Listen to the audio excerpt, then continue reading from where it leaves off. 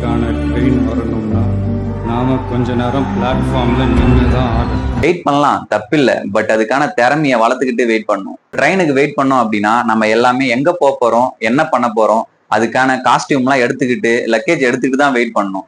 எதுவுமே எந்த ஐடியாமே இல்லாம ட்ரெயினுக்கு வெயிட் பண்ணி எந்த யூஸும் இல்லை. அது மாதிரி தான் லைஃப்லயும் நாம நினைக்கிற விஷயத்த நம்ம அச்சீவ் பண்ணணும்னா அந்த கோலுக்கான ஸ்கில்ல வளர்த்துக்கிட்டு அதுக்கான ஆப்பர்ச்சுனிட்டிக்காக நம்ம வெயிட் பண்ணலாம், தப்பில்லை. பட் இங்க எதுவுமே தெரியாம ட்ரெயினுக்கு வெயிட் பண்றேன் அப்படின்னு பஸ் ஸ்டாப்ல வெயிட் பண்ற மாதிரி இங்க பல பேர் வெயிட் பண்ணிட்டு இருக்காங்க. ஏன் இதை இப்ப சொல்றேன்னா, 2020 யூஜி ஃபைனல் இயர் படிக்கிறப்போ நான் கண்டென்ட் கிரியேட் பண்ணணும்னு நினைச்சேன். பட் நினைச்சதை நான் பண்ணவே இல்லை. ஏதோ ஒரு சில காரணங்களால தள்ளி போட்டே இருந்தேன். ஃபைனலி நான் ஒரு யூடியூப் சேனல் ஸ்டார்ட் பண்ணிட்டேன். நீங்க அதுக்கு சப்போர்ட் பண்ணுவீங்கன்னு நினைக்கிறேன். உங்களுக்கு கூட இந்த மாதிரி ஐடியா வந்திருக்கலாம். நீ பிசினஸா இருக்கலாம், ஜாபா இருக்கலாம், கண்டென்ட் கிரியேட்டா கூட இருக்கலாம். பட் இதை நீங்க தள்ளி போட்டே இருக்கீங்களா? இன்னைக்கே ஸ்டார்ட் பண்ணுங்க, கண்டிப்பா நீங்க அச்சீவ் பண்ணலாம். ஃபைனலி 5 இயர்ஸ் அப்புறம் ஒரு யூடியூப் சேனல் ஸ்டார்ட் பண்ணிட்டேன்.